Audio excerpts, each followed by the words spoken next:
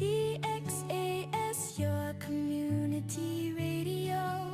Kasama sa araw-araw, kakwentuhan kaagapay, kaibigan ka barangay.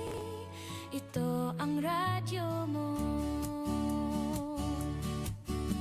1116 DXAS, your community radio. 1116 DXAS, your community radio.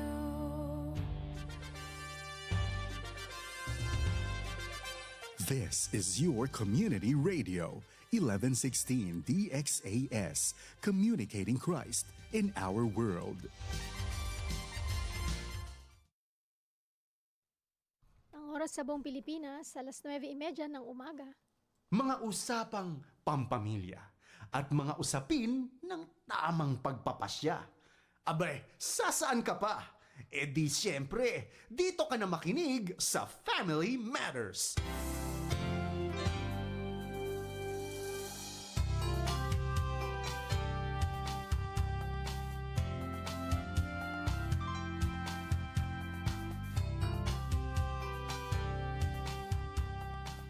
Buenos dias a todo, maayong buntag sa tanan, magandang araw po ng Tuesday morning.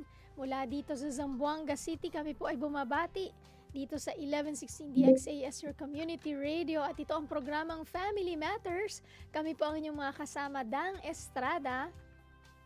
At saka si Ivea Latoza. Hello, good morning sa lahat. Good morning, Ivea. Kamusta ka dyan? Saan ka ba ngayon? Nasa Iloilo ko ngayon. Ayan. Nasa Iloilo pa. Greetings from Iloilo. Ano bang salita sa Iloilo? Ilonggo? Hiligaynon. Hiligaynon. So, paano yung Gaynon, bati ng oo. morning? Good morning dyan. Maayong adlaw. Tama Parang ba? Bisaya. Maayong adlaw. Parang Bisaya Parang din. Bisaya. Oo. Maayong Yeah. adlaw, maayong Maayong aga sa adlaw. tanan. Ayan. Oo. So, good morning po. At dito sa Zamboanga, medyo malakas na yung ulan. So, baka...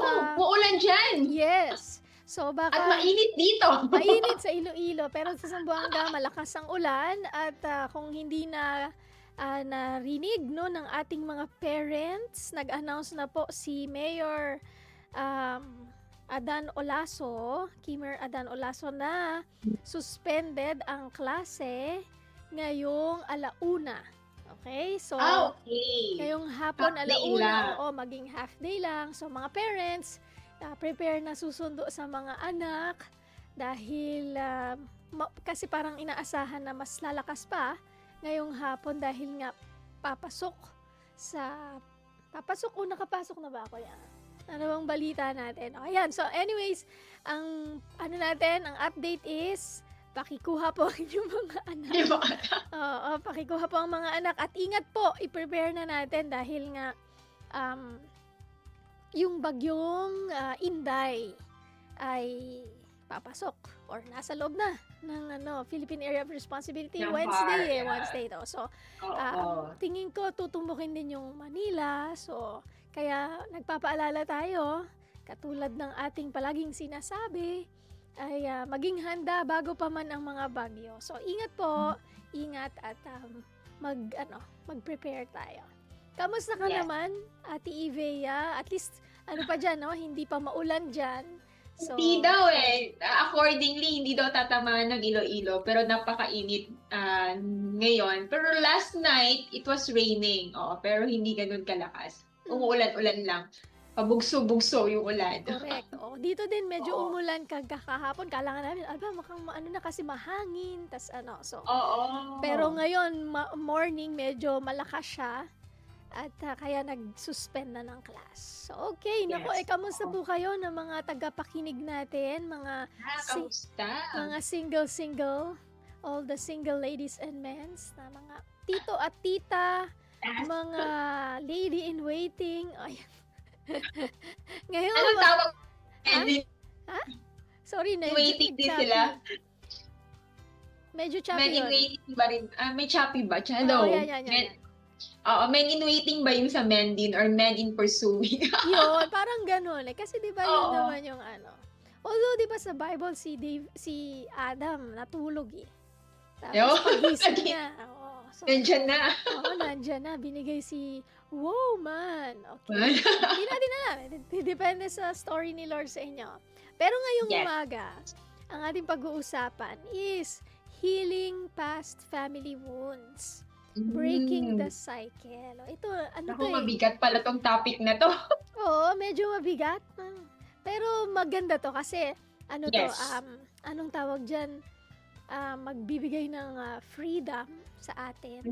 Healing nga, di ba? So, gusto natin na pagpapasok tayo sa sarili-sarili nating mga pamilya, kung kayo po ay mag-aasawa, eh hindi na natin siya dadalhin. Or, Yes. habang single pa, at nasa professional world, hindi ba? Kasi, ito palagi ko itong sinasabi na isa sa mahalagang piniprepare at tinatututunan natin is conflict resolution. So, kung hindi ka marunong ng conflict resolution, within the workplace, within your family, baka yun yung cycle na, nag-away sa family, hindi mag-uusap. O, tapos parang okay lang. Parang hindi, alam mo yun, hindi nasisettle, hindi nakakahingi ng sorry, hindi nagpapatawad, hindi nare-resolve kumbaga. And then, pagka naungkat ulit, pagka nangyari ulit, biglang sasabog. Biglang, alam mo yun, hindi kasi naaayos.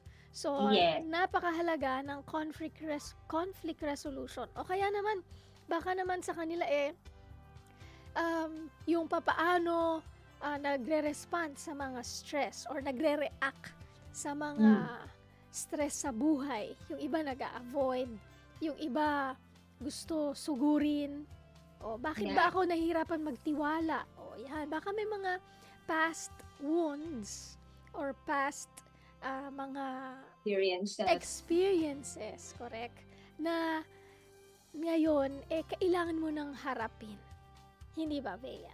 Meron ka bang naiisip na ngayon? So, mamaya-maya, medyo pag-usapan natin yan. And ito ay, ang goal natin is to really see at really i-surrender sa Panginoon. At sabihin, Lord, help me, heal me sa area na to kasi gusto natin na we will be a better version of us. Yes. Okay? So, bago natin simulan yan, meron ka bang mga gusto dyan na batiin, gustong mga i-shoutout? Of course, yung laging nanonood sa atin dyan, yung mga ladies ko here sa Iloilo is always watching every Wednesday. So, hi sa kanila, kay Len, kay Mitch, kay Arky, and then, kasama ko in who are also watching. Kaso lang hindi tayo naiintindihan minsan. So we need to speak English. Yeah. Kasi masyado tayong Tagalog. So what are you talking about? So I have to summarize everything. Oo. But Ipaano so nyo na hi lang? Di ba mga meron lahat. yung translation sa sa translation, no? Yun na lang sabi ko, translate pwede, yun na lang. use the translation. Maybe it can help. Yes. Pero minsan mali yung translation. Pero baka nag-i-improve sila. Yeah, nag-i-improve. So, hi sa inyo, shout out. And, good morning. yes, good morning. Batiin ko din. Although, matagal nang dead si Papa. Pero birthday ngayon ng aking father dear. July Happy birthday 8, sa heaven. Yes, happy birthday sa aking father dear, si Rilo Estrada Sr. At sa mga iba pa na nagbe-birthday, happy birthday po. Happy birthday. Pwede nilang i-shoutout yun, i-send sa ating FB page, mag-comment, pati sa din topic natin. Paki-share po sa atin, ano ba yung unhealthy na cycle or pattern na nakikita nyo na gusto mong baguhin sa family nyo, na magsisimula yon sa sarili. Ang ganda nun yung nagsa-start yung healing space sa atin. And we break the cycle.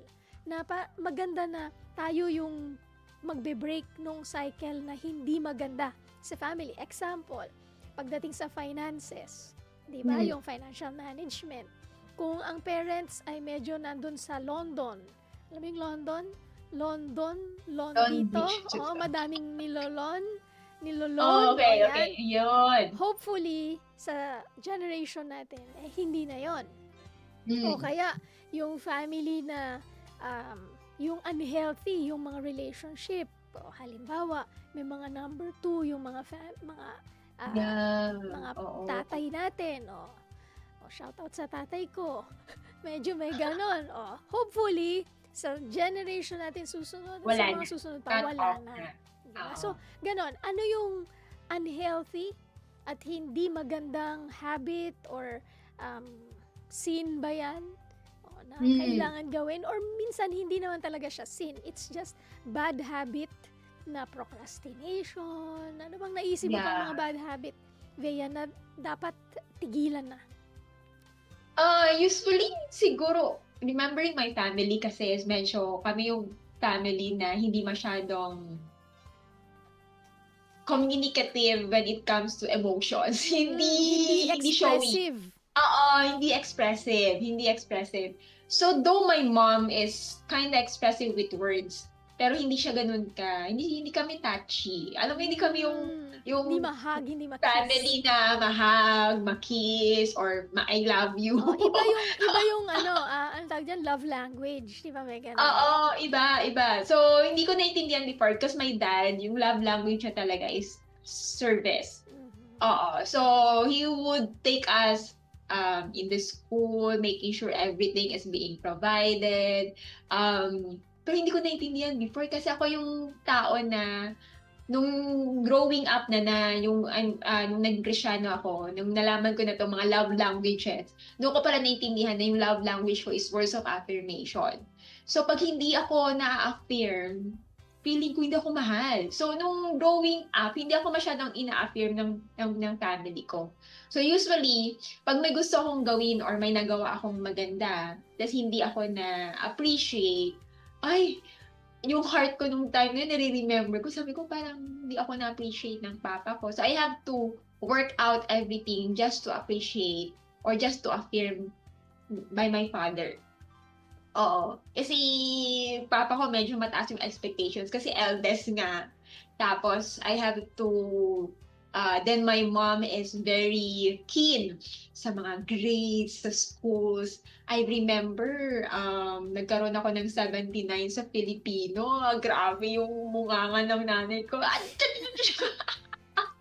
Parang papalayasin ka na, parang hindi ka na pala mag-aral kasi ganito. So, grabe yung parang, So, having 79 pa lang, it's worst year or worst lifetime that I have having 79. Kaya nung the next year, hindi talaga ako pwede mag-79. So, I became perfectionist. So, takot ako mag-fail growing up. Oo. Failure is something that I don't want to happen in my life.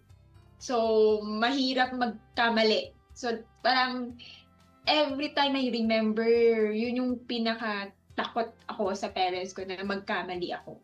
Kasi baka hindi na nila ako mamahalin or baka they would hindi na magmamatter yung mga ginawa ko na magaganda compare sa mga bagay na ginagawa ko na hindi tama. So, I think yun yung parang sabi ko nga, if I would have a family, I would want that I will be more expressive when it comes to, saying words and be appreciative and affirmative to my husband to be or to my kids in the future or to my children in the future na I will be more expressive to show my love rather than kumbaga there's a balance of everything kasi yung family ko din hindi kami sanay sa confrontation when it comes to problems. So, I remember my mom and dad were very secretive. Wala kaming alam. Oo. So, hindi walang open communication in a way. Oo. So, they provided things for you. You go to a good school. Kaso lang mahirap mag-open up. Oo. Pero I remember my mom, I can open up like crashes, ano naman siya nagtatanong. Oo, si mommy kasi medyo bubbly. I think you remember her yung before she died. So she's bubbly, she's a happy person. My dad is a more serious type na yan, had a family, had the provider and all. Oo. But definitely they are good parents, but yun lang, may mga bagay lang na hindi nila, kumbaga, natutunan on how to be parents in a way, which is good thing. Tayong Ate Dang is that because we are now believers in Christ and we have the Bible already, so we know already, and the Lord is teaching us and preparing us how to be parents or how to be a mother to be or be a wife to be by reading His Word or learning also from our mentors who are married also. So, kaya nagkaroon ng parang, okay, parang ito yung mga bagay na naalala ko na ayoko nang dalhin. No, na ayoko na tong dalhin, parang hindi pala to maganda. So, yun yung mga bagay, Ate Dang. Ikaw, Ate Dang, meron ka bang naiisip? Habang ako, madami na akong ano tawag dito? Nasabi. Yun yung number 1 nga natin, no? Na Oo. recognizing the pattern. Na Yes. ngayon, habang nag-uusap tayo, nagdi-discuss tayo, ito yung self-awareness. Na ano ba yung mga unhealthy cycles na sabi mo nga, para sa future generation, hindi na natin siya maipapasa. Diba? So, yung mga sigawan, yung paraan ng komunikasyon, yung sa inyo naman, parang Silent kami. parang tahimik naman kayo, no? Na Oo. hindi nagsasalita, hindi nag-uusap. Tama yun may balance. Kami, nandun kami sa nag-uusap palagi. Oo. Although, ano sa amin, ang mahirap sa amin is OFW, ang tatay ko. Nandun kami sa panahon na hindi kagaya ngayon na anytime pwede mag-messenger, mag-video Yes. call. Kami, mula sa Valenzuela, magbabiyahe pa kami papuntang Pasig. Napakalayo nun. Para sa landline. Kasi nandun yung landline sa bahay ng lolo ko. Diba? So, voice tape at letter. Okay? So, alam nyo na po kung anong panahon ako pinanganak. Ganun pa katagal. Hirap pala ng communication Yes, before ganun nung pa yung, ganon. ganun kahirap yung communication. Pero within us, yung nanay ko, yung kapatid ko, ako kasi, ang tatay ko, so 4 lang kami sa family. Maliit lang. 3 kami. Sanay kami talaga na nag-uusap kasi nagpe-pray, nag-read ng Bible kasi mga 7 years old ako nung nakakilala si mama. So, for us, that was a blessing. Na bata Yeah. pa lang kami, natutunan na namin yon. Pero sa akin na pinaka-challenging is yun nga, na malayo sa pamilya, na if ever in the future, ang aking payo palagi, ang aking learning doon na sinishare sa mga nakakausap is, kung mag-OFW, ang program natin, Before Family Matters, Servisyong OFW. Oo, no? Oo. So, palaging dapat may plano. Gaano katagal mag-abroad at gaano yung ipon na sinasabi? Kasi ang sinasabi lang, hanggang makaipon, uuwi na. Pero dapat may value yung ipon. Ano ba?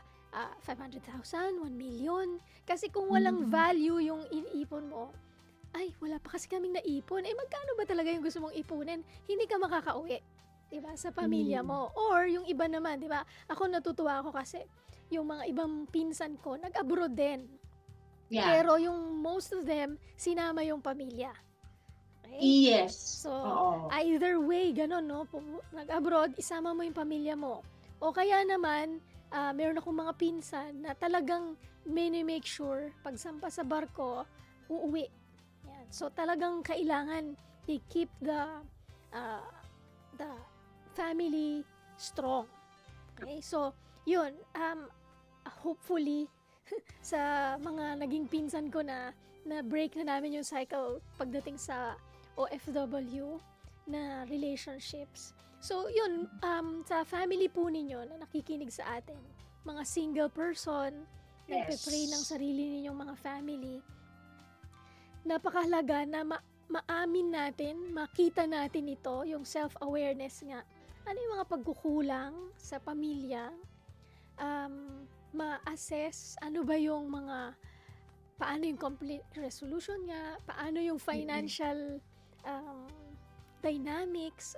Yan, isang bagay yan sa amin na naging cause ng problem in the family. Yung financial management, 'di ba? So na hindi Mm. nagkasundo yung parents namin. So Yeah. dahil doon naging cause ng mga away, 'di ba? So sa inyo po na lumalaki sa mga family na kagaya nun, paano tayo mag-heal doon? Na pwede kasing mag-swing yun na parang sobrang galit naman sa pera. Hindi ba? Na sige, baala na yan, waldas na. O kaya yung isa naman, sobra naman ng sobrang tipid naman, sobrang ganyan naman na Yes. hindi na Frugal. nagiging yung frugal, paano yung positive yon. Pero pagka yung hindi stingy, yun yung negative Stingy, doon. yes, Oo, na stingy, hindi oo. ka na marunong maging generous. Okay? So, Yes. madaming learnings and hopefully, at maganda yung sinabi mo na yung magiging batayan natin, yung salita ng Panginoon, pagdating dito sa mga issues or negative unhealthy cycles sa family natin. Kasi nga, alam natin na it leaves emotional wounds sa Yes. atin.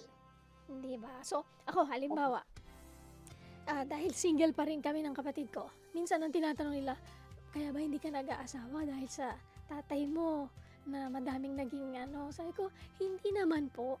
Kasi alam ko, hinil na din ako doon ni Lord. Hindi lang po siguro for me yung pag-asawa or kung dadating man siya, it's up to the Lord. For me, Yeah. ngayon as a single, I'm happy, I'm secure, and I'm contented. Di ba? Yes. So, yun yung nagpapasalamat ako kay Lord kasi nga bata pa lang kami. Lagi nang sinasabi ng nanay ko, mahalin nyo pa rin ang tatay nyo. Kaya naman, even to his last breath, ang sinabi niya pa nga, patawarin niyo ako, sabi mo lang sa mama mo, patawarin niya ako. Kasi sa naga na siya namatay dun sa number 4. Oh, okay. O, di ba? So, pero Shocking ito thing, din okay. oo, sa 4 na yon, tigdadalawa din yung anak ng tatay ko. All of us 8 are in good relationship. Good terms, in good relationship. Good relationship Which is kami. good. Kapatid ko Oo. si Gary Estrada. O, di ba? May kapatid ako na Gary yung pangalan niya. O, di ba? Oo. So, because of that, may group chat kami. May group chat kami na magkakapatid. So, lahat sila respects mama as syempre siya yung unang asawa ni Papa. So, yung kumbaga lahat din yon maganda yung relationship namin. So, I all credit that dahil sa Panginoon na Yes. siyang nagbigay ng grace at nung love sa tatay ko, sa mga kapatid ko. And yun, open yung relationship namin. So, kaya ako pwede ko talaga sabihin sa kanila, kayo hawag nyo nang gayahin si Papa. Na kayo, one woman man na kayo sa mga Yes, boys, sa exactly. mga girls. Oo. So, kasi we should learn, di ba, na kung ano yung hirap. Kasi alam ko may Yes. kanya-kanya kaming struggle. Di ba? Oo. May kanya-kanya kaming pinagdaanan na hindi namin yun napagkwentuhan pa ng husto, pero alam namin na ang hirap na walang tatay. Di ba? So, yun po ang ating encouragement sa ating mga listeners. And if you, katulad ko na dumaan sa ganon, there's healing. Diba? There's God na, nandyan si God na nagmamahal po sa inyo at hindi niya kayo pababayaan. Yun yung aking naging He is my Father. He is Naging my Father. anchor. Oo, na hindi ako kulang dahil wala Yes. yung tatay ko for most of my life dahil nga OFW siya. Pero dahil meron akong Heavenly Father, that's more than enough. Diba? So, ganun din Yeah. po sa inyo. God is bringing healing. So, ang practical tip natin, gumawa po kayo ng audit. Ilista nyo, ano ba yung mga, masakit yan, pero maganda siya kasi pag inamin natin yan at sinurrender natin, Lord, this is how I feel. These are the things na na-hurt ako ng tatay ko, ng nanay ko, ng kapatid ko. Ano man yan, lahat yan. Ilista nyo po at sabihin nyo sa Panginoon. At kung kailangan, kausapin yung mga family members tungkol dito sa mga issue na to. Hindi para sumbatan or hindi para mag-away kayo. Kung hindi para magpatawaran. Diba? Yeah. Pero baka minsan, hindi pa ready yung other side. Okay lang yun, ipag-pray mo. Tingnan mo, Chumempo. Diba? Yung timing din. Kailangan nating pag-aralan yan. Bea, Yes. Opo. Ano yun? baka meron ka pa dyan i-share sa point number 1 bago tayo pumunta sa point Oo, number true. 2. Ay, kailangan i-assess. Kailangan, if you're going to go back again with the past, you being in that family, kung ano yung mga naramdaman mong emotions. Kasi minsan kasi may mga emotions tayo ngayon now na you cannot understand where is it coming from. Kasi sometimes na-suppress na siya along the years. Oo. Tapos bigla ka na lang, yung nga kanina, bigla ka na lang sa sabog or certain situation or circumstances triggers you na sometimes you don't understand. So, meron talaga siyang connections which is what happened to you before or yung mga naramdaman mo or pinaramdam sa'yo. Oo, which is emotions are really valid naman. Hindi naman siya kailangan i-discredit.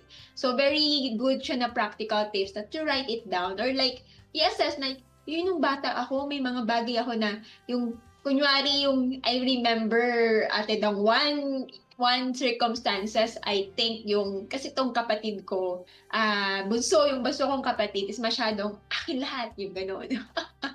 Akin lahat. So, nagluto yung mom ko ng I think 4 pieces of chicken. So, 4 pieces. Yung mga ganong simple na mga incidents lang 4 pieces of chicken.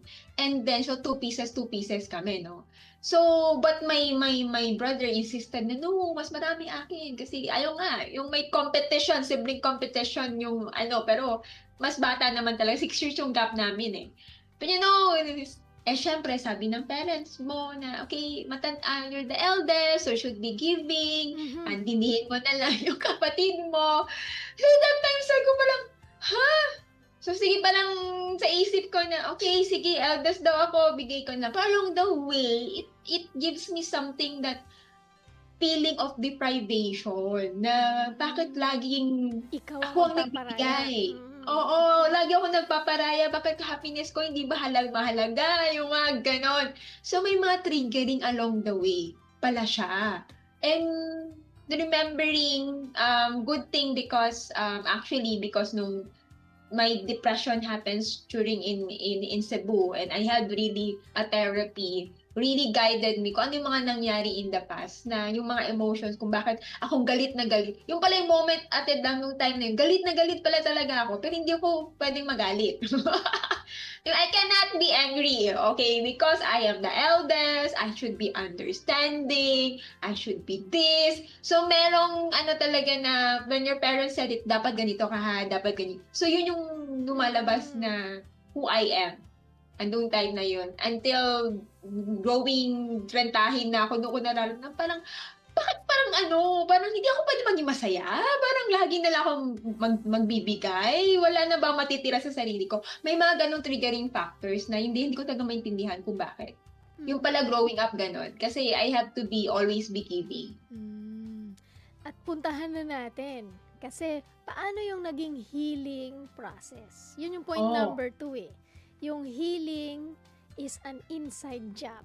Diba? Na magsisimula siya sa atin talaga. Hindi mo aasahan yung healing from the outside, from the inside. And napakaganda na yung Panginoon natin, siya yung nag-heal sa atin. And there is a process. Sabi mo nga, for you, that was through a therapy. Therapies, yes. So, paano yun? Ano yung naging, paano lumabas at paano mo na-realize at paano mo na-process na, okay, I can be happy. Yes. Sige, go.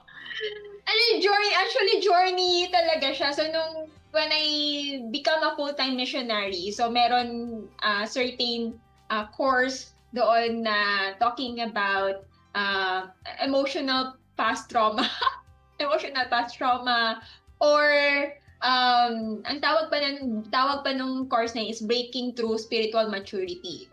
So, yes. Kung the very is 2 Corinthians 5:17, no? Yeah. So, if you are already in Christ, therefore the old is gone, the new has come. So, if anyone is in Christ. So syempre, at first, nung mga bagong Kristiyano ka ba, hindi mo naiintindihan yung mga bagay-bagay na ganun until the time you were able to understand what does it really mean when you are really new in Christ. So, nandun ako sa factor na there's a lot of emotion going on in my heart. Hindi ko talaga siya maintindihan.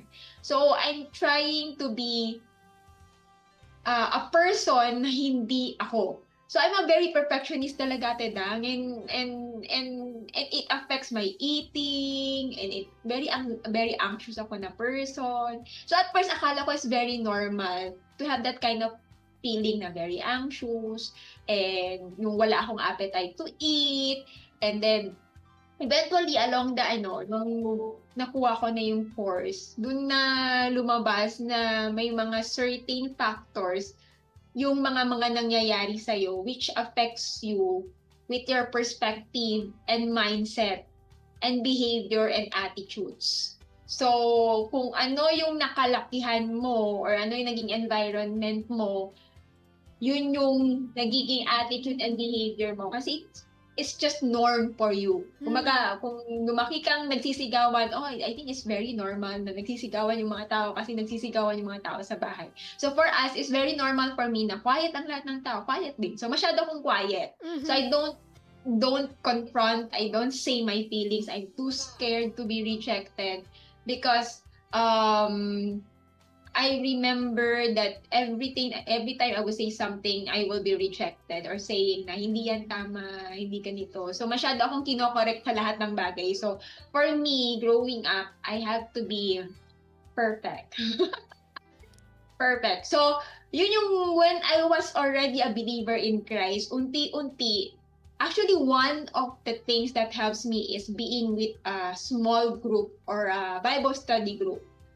Learning what the Bible is saying about who we are in Him. So, yun yung pinakauna talaga na parang something is wrong about me. So, I don't know how to explain it, pero whenever I read my Bible, there's something that's in me saying that something is wrong with you. So, hindi ko siya maintindihan. That until also, the Lord will also uses people in order for you to understand that's something wrong along the way. So, yun yung one thing na nakikita ko.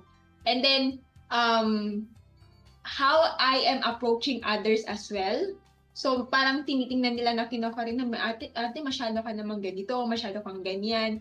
Sabi ko, bakit ako masyadong ganito, masyado akong ganyan? So, until the time na, so wag nyo na tong hintayin na maging ganito kayo. Oo. Do not wait until the time that you cannot understand yourself already. That leads you to something na leads you to depression or something, or leads you to nahirapan na kayo with your mental health. Kasi ngayon masyado lang siya napapangalanan. Yeah. But it's already happening before. But because of our resilience before ng mga millennials siguro, mga Gen Z, Gen X. mga Gen Z, we're very yung resilient namin when it comes to yung mga words na sinasabi sa amin before and all. And kasi we grow up surviving, di ba? I remember, hindi naman madali makuha lahat eh. You have to work everything. So ngayon kasi mas with the instant everything pwede madali. Oo. But ngayon, to all listeners right now, if there's something in you na parang hindi nyo naiintindihan, talk to someone. Basically, talk to someone. So, ako kasi wala akong kausap. Parang, because I'm too independent, takot akong makipag-usap sa parents ko. So, I always carry it on my own. So, kasi ganun ako pinalaki. I have to be independent. I have to learn to navigate. Always solve my own problem. Yeah. So until now, nadadala ko siya until nung nangyari na yung the depression moments ko after being in Cebu. So I talked to a therapy for 1 year, and then dun sa therapy kasi, kumbaga, they would ask you na, are you willing to say everything? Yung to have to be vulnerable. So I have to make a decision. I think one thing for process in healing is decision. Yeah. You have to make a decision that you want this. You want this. I want to have a better life. Yun. Decision. So, yun yung ginawa ko na I want it because a friend told me, gusto mo ba? Willing ka ba? So, passionate I was asked. So, yes, I am willing. And I'm going to do this. So, yun yung mga moments. So, naalala ko yung therapist ko na, for some people, mahirap matagal siya kasi yung decision. Pero sa'yo kasi madali siya kasi you decided already.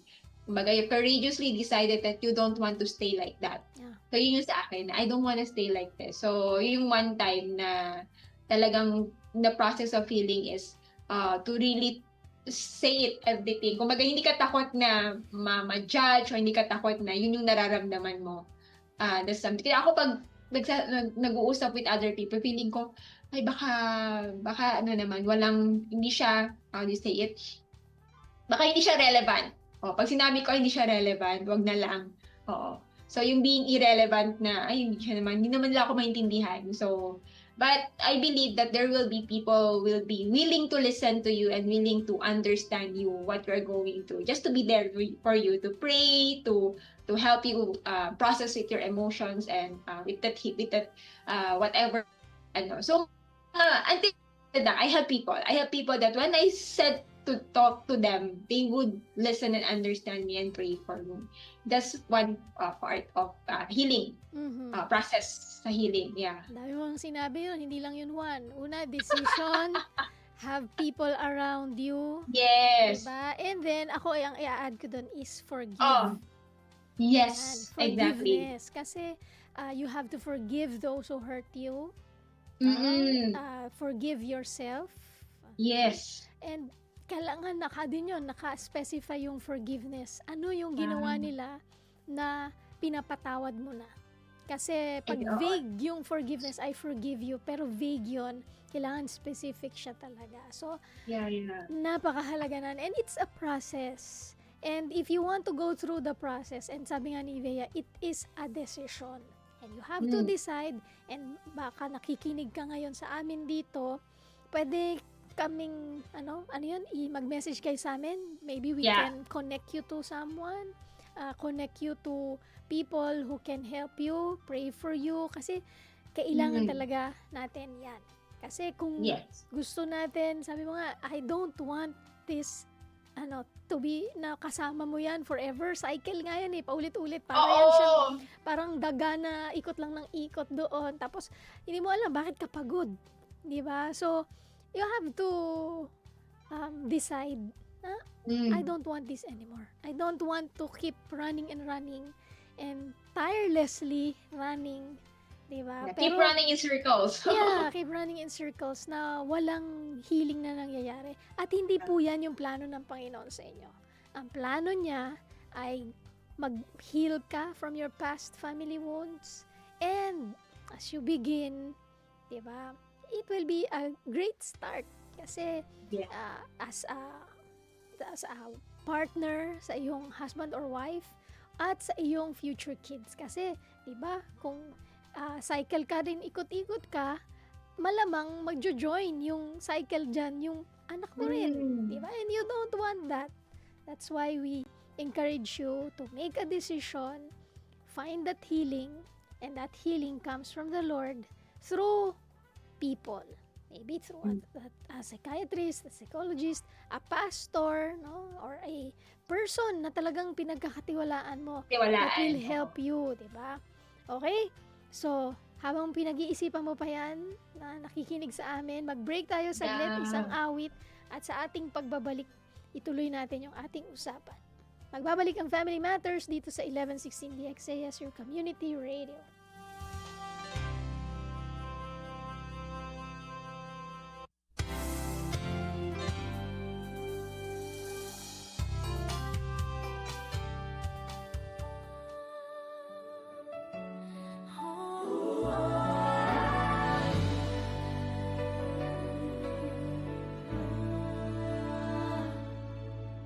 Ang pamilya simula pa man noon, ang Diyos ang nagbuo at nagdisenyo.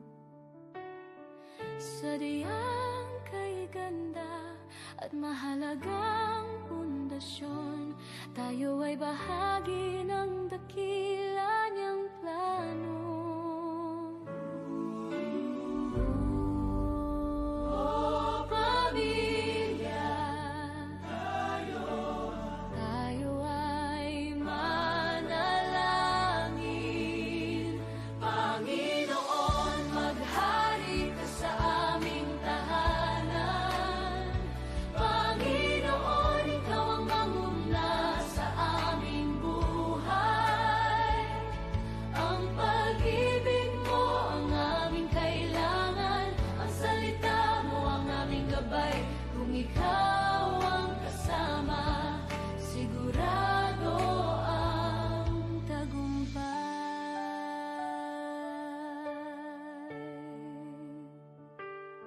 Sa gitna ng pagod at ingay ng mundo, may isang silungan na laging totoo.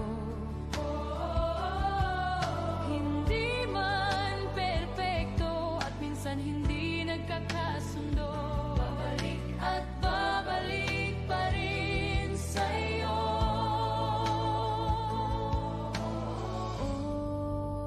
Oh, pamilya, tayo ay manalangin. Panginoon, maghari ka sa aming tahanan. Panginoon, ikaw ang manguna sa aming buhay.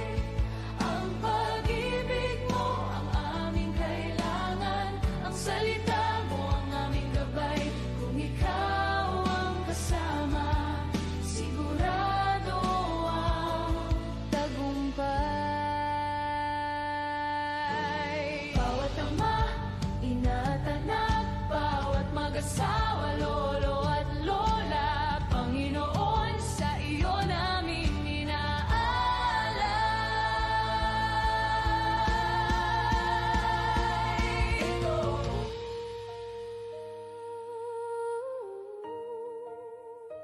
Ito ang aming panalangin, kami ay iyong dinggin.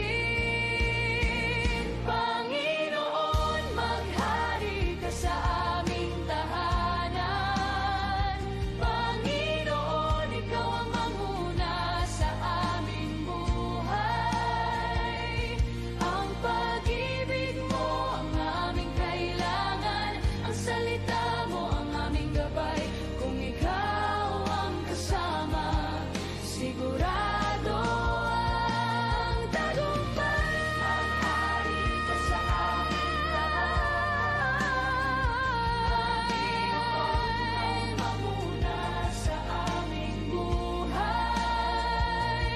Ang pag-ibig mo ang aming kailangan. Ang salita mo ang aming gabay. Kung ikaw ang kasama, sigurado ang tagumpay. Panginoon, maghari ka sa bawat pamilya. Panginoon, maghari ka sa aming pamilya. Panginoon, maghari ka sa aming pamilya.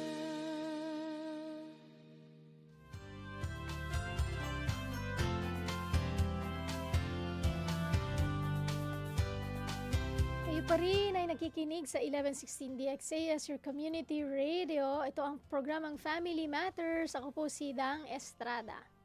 At ako naman si Bea Latoda. Ang DXAS po ay isa lamang sa mga himpilan ng Far East Broadcasting Company at kasapi sa kapisanan ng mga broadcaster ng Pilipinas. Dahil sa katapatan ng ating Panginoon at dahil sa inyong partnership, tayo po ay patuloy na nagsasahim papawid.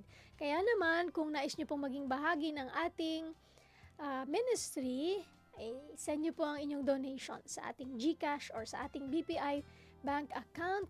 At kung mag-send po kayo, please, i-message nyo kami para naman na mapasalamatan namin kayo sa inyong donation. Salamat po sa inyong partnership and God bless.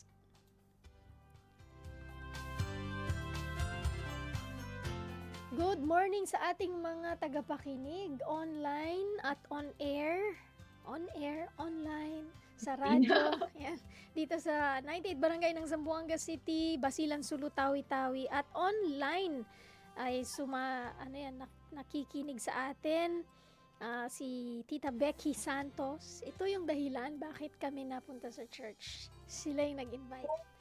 Yan, si Tita Becky at si Mama nakikinig ngayon at si Ayan, nakikinig ulit. Edge. M-A-E-J. Hindi ko alam. Oh, good morning daw, Vea, sabi ng aking mother dear. Wednesday edition ng Family Matters. Good morning po sa inyo. Ayan, number 3. Point number 3 is, you are the cycle breaker. Ikaw na nakikinig ngayon, tayo, bilang mga single pa sa family, ngayon, pwedeng tita ka or tito ka ng iyong family, meron ka mga pamangkin, Yeah. or you're in a relationship or still praying, di ba? Or baka naman nakikinig ka din, ikaw na yung may asawa ka na, meron ka ng mga anak, ikaw pa rin yon. Okay, na nakikinig sa atin, ikaw na nakikinig, hindi aksidente yan, Yes. di ba? At napag-usapan na nga natin yung mga unhealthy habits, or even sin na kailangan ng iwanan, talikuran, at magsisimula yung healing sa relationship natin sa Panginoon. Yung na-mention mo to kanina, yung verse 2 Corinthians 5:17, therefore, Yeah. if anyone is in Christ, he is a new creation, the old has gone, the new has come. Ano ba ibig sabihin ng in Christ? Ibig sabihin, tinanggap mo si Kristo sa buhay mo, naniwala ka na ikaw ay makasalanan at kailangan mo ng Savior. Kailangan natin ng Savior with all the baggages, emotional, spiritual, mental, lahat ng area ng buhay natin. Kailangan natin ng Savior dahil hindi natin kayang pagalingin ang sarili natin mula sa mga kasalanan na ginawa pa ng mga ancestors natin at ginawa rin natin, pwedeng sabihin natin, di naman ako murderer, di naman ako adulterer, di naman ako kahit na anong sin sa isip, sa puso, sa gawa, nagsinungaling ka, sin agad yun, isang kasalanan lang, na yun, kabayaran na nun, kamatayan. And ang good news, nasinok pa, ang good news ay merong Savior, merong healer, na whatever sin in the past, kahit na kasalanan pa ng mga magulang natin na ginagawa na rin natin kasalanan ngayon, pwedeng magkaroon ng healing, forgiveness. Tayo na yon, piliin natin, di ba, Bea, na maging cycle breaker. Yes. That ikaw ba, Bea, for sure, ang pinagpipray mo, Lord, I want a better family. Diba?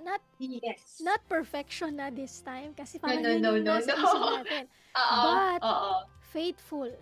No? As a Yes. family, faithful na nagfa-follow kay God, follower ni Jesus. So, paano mo nakikita na yung mga single person ngayon will be cycle breaker in their families? Ano yung mga practical things na nakikita mo na ikaw din personally, yung mga kapatid mo may asawa at anak na, wala pa rin? My brother, tawag dito, may anak na siya, may wife, but hindi nag-work out yung relationship na, which is I'm so sad about what happened, that had happened. Oo, so, yun yung din pinagpe-pray ko din, they will actually have relationship with Jesus, because lang ng mom ko yung may relationship, desire ng mom ko din for my brother and for my father, which is, I think yung mga factor na parang, gusto ko talaga magkaroon ng asawa din. Because, tawag dito, as my husband will be the one to really reach out to them. Minsan kasi ang hirap mag-reach out to the family kung ikaw lang. Mga desire na meron ako sa puso ko na if I would have a husband, I know that my husband would really have the compassion to reach out to my brother and to my father as well. Oo. So, yung nga sa tanong mo, Ate Dang, Yes. practical things to be the, tawag dito, Cycle breaker. yes. Ikaw yung, kumbaga, kasi, okay, yung one thing is the decision that you have to do, that you yourself will tell to yourself that I will be the one to stop this on my generation. Yes. Oo. Decision pa rin Eh, no? Decision pa rin siya eh. Kaso lang, when you come to a decision, before you come to that decision, you should have revelation.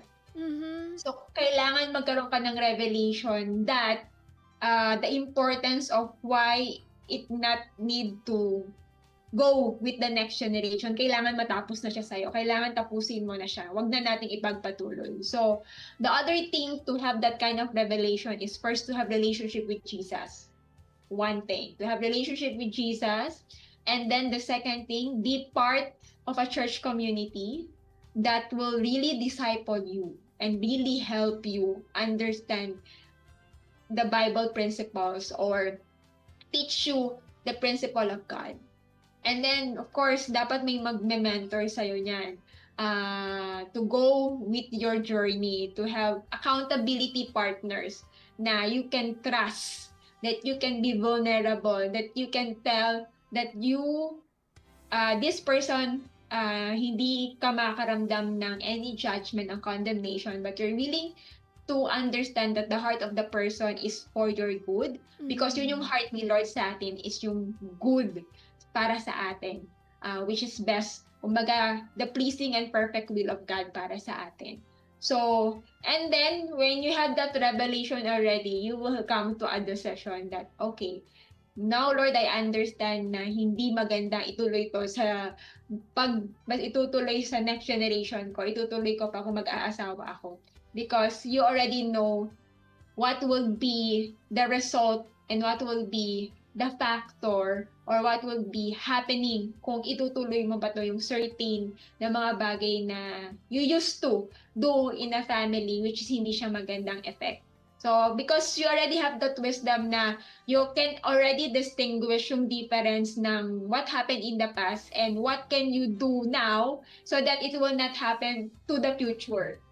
So, yung maganda, I think one of the practicals to really have wisdom na ano ba talaga ang gusto mo to do with your life and to also to the family that you're going to have. Or if you're called for single, so as a single person, that would also help others as well na not to go on the same direction na hindi maganda yung effect or hindi talaga para sa'yo. So, I think yun yung mga tip na pwede kong, ibigay based on the journey that I have as well, that which really helps, and doon sa mga tao din nakita ko na which really helps as well sa kanila.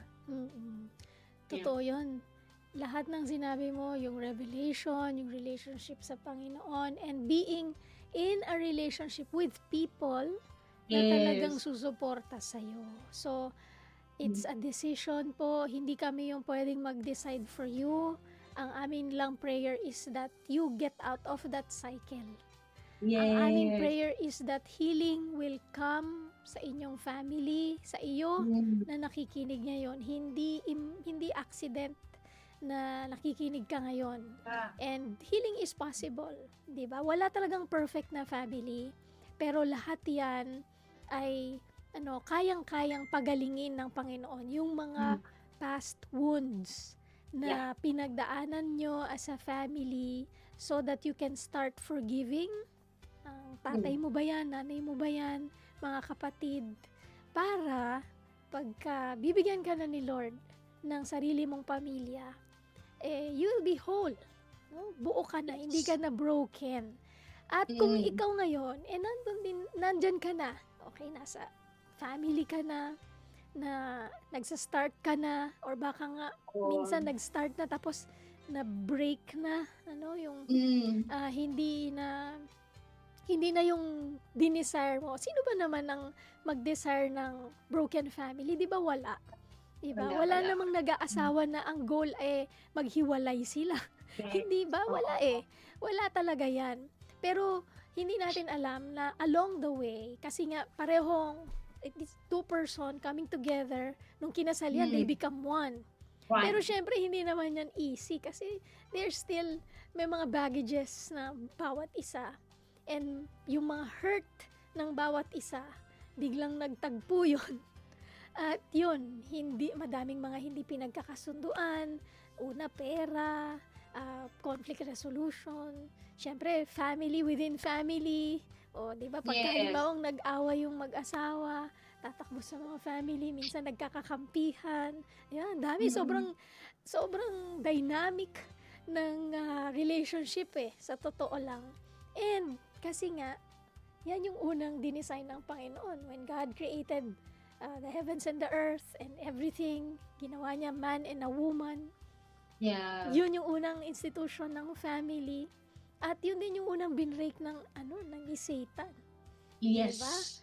Oo, yung design ng oo, family. hanggang ngayon yun pa rin yung target. Kaya nga madaming mga problem ng depression, bullying, all of those things in the community, in our government. Pagkahanapin natin yung roots niyan, bumabalik yan sa family. Kaya nga, family matters. Ito yung ating Yes. mga pinag-uusapan. Napakahalaga po nito. Paano natin pinapalaki yung ating mga anak? Paano natin nurture yung ating buhay mag-asawa? Every Friday yan sa ating Friday edition. Ang ating mga lolo at lola, meron din yan silang role sa family natin. Every Thursday yon sa bukas, di ba? Pag Wednesday, itong mga single, bago pa man tayo Singles. mag-build ng ating mga families, di ba? We are already preparing ourselves. The preparation is now. Be the best person, be the best follower of God. Yung relationship nyo sa Panginoon, i-nourish nyo yan. Yung relationship within the family, i-heal na natin. Hindi ba? I-heal na natin para hindi na natin dadalhin na baggage yun sa ating bubuing pamilya. Diba? Yeah, So, yan yung oo. ating encouragement sa ating mga listeners. Bilis ng oras, 10:26 na, Bea. Kasi nga 2026 na. Diba? Pag hindi ka tumitingin ng Napakadagdag. oras, ang bilis. Oo. Okay. So, can you pray a quick prayer for our listeners? Sige. Let's pray for healing in the Yeah. families na magsa-start and Yes. there will be yung mga unhealthy na habits and relationship will be broken. Okay, sige, let's pray. Lord, we are thankful for today that we get to talk this kind of topic. Though mabigat siya, Lord God, pag-usapan, pero because yung plano mo is healing for every one of us because you are a God who heals, a God who is a healer. So Lord, we pray and ask, Lord God, for every person who listens to this na makahanap sa'yo, magkaroon ng relationship sa'yo at magkaroon ng revelation na galing sa'yo na may maganda kang perfect will sa bawat isa, Lord God. Yung gusto mo silang magkaroon ng healing when it comes to the family curses that they've been through. So Lord, na may way out pa rin sa mga bagay-bagay na naranasan nila, Lord God. I pray for healing, for emotional rundown, mga bagay, Lord God, na nangyayari sa family na hindi maganda, or anything, Lord God, na abuses man yan, God, or behaviors na hindi kaaya-aya, Lord, that it leaves scar and wounds towards the children, or towards a spouse, or towards a husband. Lord, I pray that they will have this healing that comes from you, and the promise, Lord God, that you are always there and you will not abandon them, that there is a help. So Lord, I pray na kung yung nakikinig man, Lord God, na kailangan nyo ng tulong, kailangan nyo ng help, I pray, Lord God, that you will give that person a courage to ask for help. And that person will also be lead to right people to give that help. So thank you, Lord God, that you are in their midst. You know what's going to happen. I mean, you know what's happening already, and you know what's going to happen as well. So Lord, we ask, Lord God, that you will intervene, and we pray for your divine and intervention for every person that listens, and that they will find someone that can lead them to you and to really have relationship with you, Lord God, because healing starts with a relationship with you, Lord God, and to really have a heart of forgiveness. And thank you, Lord, that we are forgiven because you have died on the cross and rise up and rose up, Lord God, and have a redemption and restoration for each one of us. So Lord, we pray for redemption for those people who are listening right now, and also healing, Lord God, upon them, Lord God. All we ask is in the name of our Lord Jesus Christ, we pray. Amen.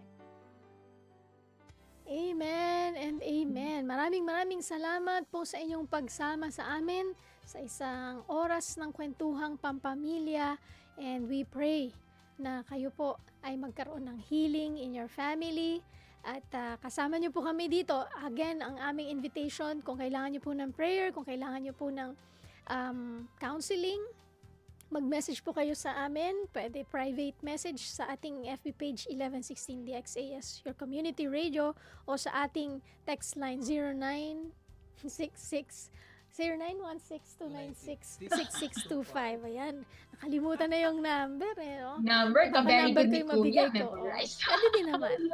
O, ayan. Sige po. Nako, salamat Bea at salamat sa ating technician. Yes! Rolando Alfonso at Romel Paulino. Ingat po at pumasok na sa area of responsibility ang bagyo. Kaya po mag-prepare tayo para sa bagyong ito. At palalangin natin na hindi siya maging lalakas. Oo, at yung sa ano yan? Ano ba? Tagalog ko. Hindi magsalanta no, sa ating bayan. Okay?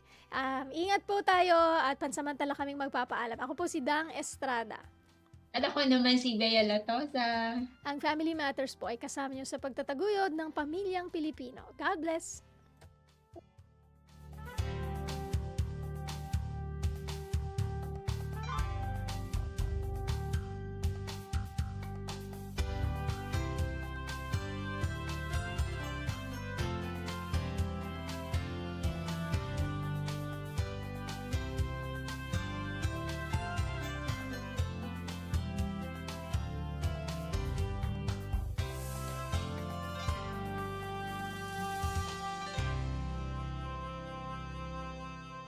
Kaway-kaway ang malinis na kamay. Huwag nating kalimutan